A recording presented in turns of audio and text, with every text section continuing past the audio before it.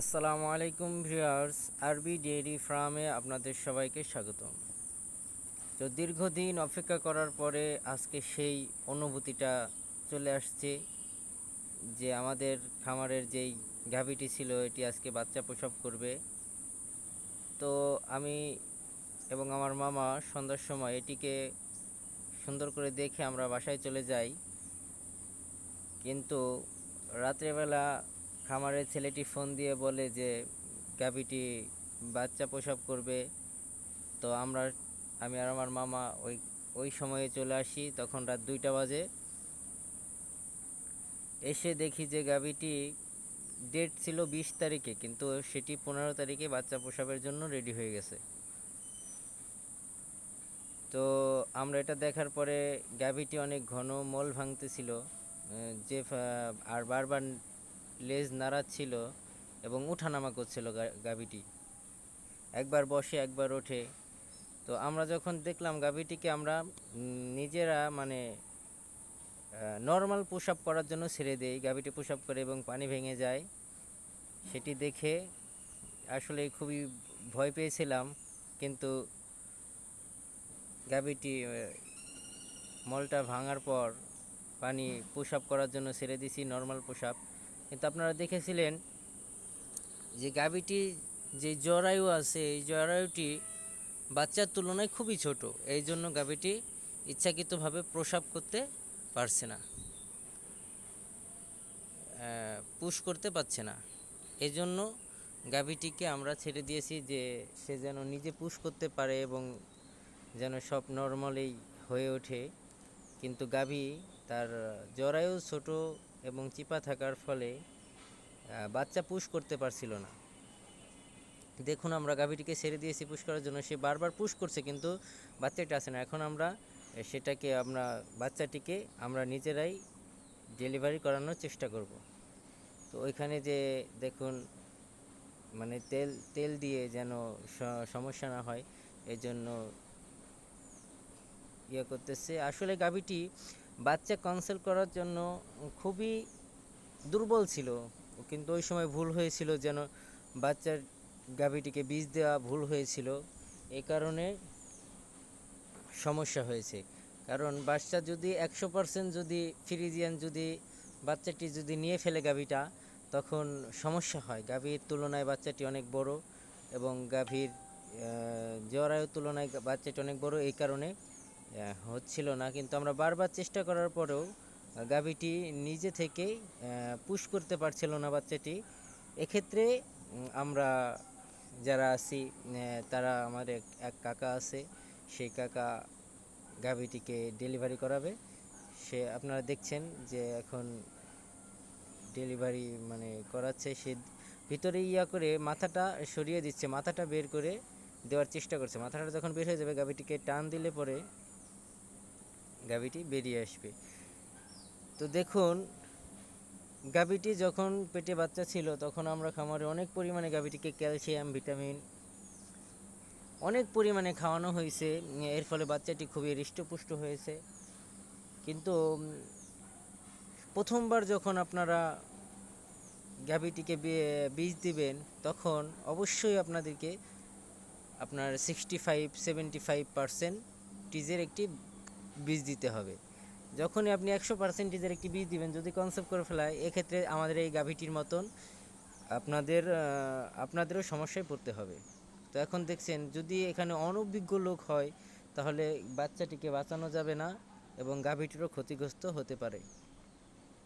এক্ষেত্রে গাভীটিকে যেভাবে হয়, রাত 2টা বাজে, তখন কোনো ডাক্তারও নাই, তো আমাদের যারা খামারে ডেলিভারি করান এবং তারাই ছিলেন, ডাক্তার আসে নাই। তো তখন চেষ্টা করা হচ্ছিল যে সবাই মিলে, যে টানার পরেও বাচ্চা বের হচ্ছিল না, তখন বাচ্চাটি ভিডিওটা বাদ দিয়ে রেখে বাচ্চাটিকে করা হলো, মানে আমি আমু ধরছিলাম আর কি। তো এখন দেখতে পাচ্ছেন যে অনেক মানে ফুদোয়া হচ্ছে বাচ্চাটির ভিতর থেকে, যেই ইয়াগুলো আছে, মানে যেই বিজলা বিজলা পিছলা পিছলা যেই পদার্থটি আছে, এটা সরিয়ে দিতে হবে। মুখ থেকে নাক মুখে ফু দিতে হবে, কানে ফু দিতে হবে। এমনকি বাচ্চাটিকে সুন্দর করে মুছিয়ে দিতে হবে। যখন মুছিয়ে দিবেন বাচ্চাটিকে নাকের ওইখান থেকে ফু দিতে হবে, কানে ফু দিতে হবে, দিলে পরে যেন বাচ্চাটি শ্বাস প্রশ্বাস সুন্দর মতো নিতে পারে। তো বাচ্চাটিকে গাভীর কাছে দেওয়া হলো, গাভী বাচ্চাটিকে মুখ দিয়ে তার ময়লা পরিষ্কার করে দিচ্ছে।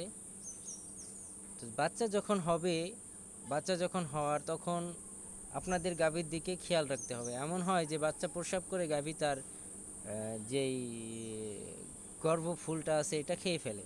যখন গাভী এটা খেয়ে ফেলবে তখন ওই গাভীটির অনেক সমস্যা হতে পারে, যেমন গাভীটি বন্ধ্যাত্ব হতে পারে, বন্ধ্যাত্বজনিত রোগ হতে পারে, বিভিন্ন রোগ হতে পারে। এবং আপনারা চেষ্টা করবেন যখন গাভীটি আপনারা ডেলিভারি করাবেন এবং যখন গর্ভফুলটি পড়বে কিংবা পড়বে না, পড়ে নাই, এক্ষেত্রে যদি হাত দিয়ে বের করতে হয় গর্ভফুল, তাহলে হাতে ভালো করে হ্যান্ড গ্লোভস পরে নিতে হবে, না হলে এটা থেকে আপনার অনেক রকমের রোগ হতে পারে। তো এটা যদি একাই পড়ে যায় তাহলে এটা ভালো স্বাভাবিক আছে, যদি না পড়ে এক্ষেত্রে হাতে গ্লোভস ব্যবহার করতে হবে। এর ফলে আপনার সুরক্ষিত থাকতে পারবেন। তো বাছুরটিকে আমরা দেখুন, বাছুরটির ওজন মেপেছি, বাছুরটির ওজন ছিল 30 কেজি প্লাস। বাছুরটির ওজন ছিল 30 কেজি। তো একটা ফ্রিজিয়ান বাছুর 30 কেজি কোনো ব্যাপার না, কিন্তু যেই গাভীটির মানে কনসেপ্ট করা হয়েছে বাচ্চা, সেই গাভীটির তুলনায় এটি অনেক বেশি। তো দেখতে পাচ্ছেন আপনারা ভিউয়ার্স, আপনাদেরকে বলে রাখতে চাই যে গাভী যখন হবে তার 1 থেকে 6 ঘন্টার ভিতরে গাভীটিকে আপনার বাছুরটিকে শাল দুধ খাওয়াতে হবে। কারণ প্রচুর পরিমাণে শাল দুধের ভিতরে এত পরিমাণে ভিটামিন, মিনারেলস, তারপরে সব কিছু ভিটামিন, মিনারেলস, কার্বোহাইড্রেট সব কিছুই এত পরিমাণে থাকে। এই দুধটা যখন বাছুরকে খাওয়াবেন তখন আপনার 2 থেকে 5 মিনিটের ভিতরেই বাছুরটি দাঁড়িয়ে পড়বে। দেখুন আমরা খাওয়াচ্ছি, আপনি দেখতে পাবেন ভিডিওতে যে বাছুরটি দাঁড়িয়ে পড়বে। আসলে এটি বাছুরের জন্য আলাদা ফিডার থাকে, তো তখন ফিডারটি কোথায় এটা খুঁজে পাচ্ছিল না, তো তাই আপনার মগ দিয়ে খাওয়ানো হচ্ছে। তো খাওয়ানোর সাথে সাথেই দেখতে পাবেন বাছুরটি, এটিকে খাওয়ানোর পরে এটি প্রচুর পরিমাণে ক্যালসিয়াম, ভিটামিন, এটার ভিতরে আল্লাহ এমন একটি বরকত দিয়ে রাখছেন যে এটি খাওয়ানোর সাথে সাথেই বাছুর আর কি 5 মিনিটের ভিতরে কিংবা 2 মিনিটের ভিতরে কিংবা খাওয়ানোর সাথে সাথেই বাছুর দাঁড়িয়ে যায়। আপনারা দেখতে পাচ্ছেন বাছুর।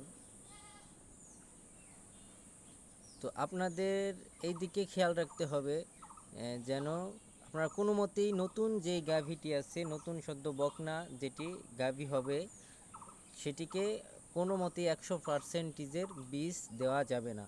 আপনার ওখানে 65-75% বীজ দিতে পারেন। যখন যতবার বাচ্চা প্রসব করবে ততবারই জরায়ুর মুখটা চওড়া হতে থাকবে।